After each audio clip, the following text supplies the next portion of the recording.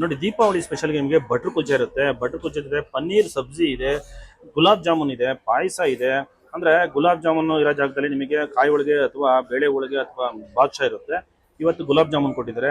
ಅದೇ ರೀತಿ ಪಾಯಸ ಇದೆ, ನಿಮಗೆ ನೋಡ್ಬೋದು ಸಬ್ಬಕ್ಕಿ ಪಾಯಸ ಇದೆ, ಬೀಟ್ರೋಟ್ ಪಲ್ಯ ಇದೆ, ಸಾಗು ಇದೆ, ಸಾಂಬಾರ್ ಇದೆ, ರಸಮ್ ಇದೆ, ಮೊಸರು ಇದೆ.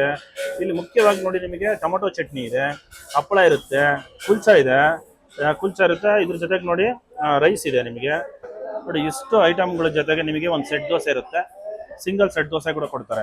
ಇಷ್ಟಕ್ಕೂ 225 ಆಗುತ್ತೆ. No onion and no garlic. Deepavali festival 18, 19, 20, 21 ಅಂದ್ರೆ 18ನೇ ತಾರೀಕಿಂದ 21ನೇ ತಾರೀಕುವರೆಗೂ ಇರುತ್ತೆ. ಪ್ರತಿದಿನ ಮಧ್ಯಾಹ್ನ ಇರುತ್ತೆ. 225 ರೂಪಾಯಿ. ಸಾತ್ವಿಕ್ ಗ್ರ್ಯಾಂಡು, ಬಂದು ಟ್ರೈ ಮಾಡಿ, ಭಾಳ ಚೆನ್ನಾಗಿರುತ್ತೆ. ಅದು ದೀಪಾವಳಿ ಫೆಸ್ಟಿವಲ್ಗೋಸ್ಕರ ಮಾಡ್ತಾರೆ. No onion no garlic. ಬೇರೆ ದಿವಸ ಕಾಯಿ ಹೋಳಿಗೆ ಅಥವಾ ಬೇಳೆ ಹೋಳಿಗೆ ಅಥವಾ ಬಾದ್ಶಾ ಇರುತ್ತೆ. ಇವತ್ತು ಮಾತ್ರ ಗುಲಾಬ್ ಜಾಮೂನ್ ಕೊಟ್ಟಿದ್ದಾರೆ. ಈ ಸಾತ್ವಿಕ್ ಗ್ರ್ಯಾಂಡ್ ಹೋಟೆಲ್ ಎಲ್ಲಿ ಬರೋದು ಅಂತ ತಿಳ್ಕೊಂಡಿದ್ರಾ? ನಮ್ಮ ಮಲ್ಲೇಶ್ವರಂನ ಮಾರ್ಗಸ ರೋಡ್ ಮಲ್ಲೇಶ್ವರಂ ಕ್ಲಬ್ ಬರುತ್ತೆ, ಅದು ಆಪೋಸಿಟೇ ಬರುತ್ತೆ.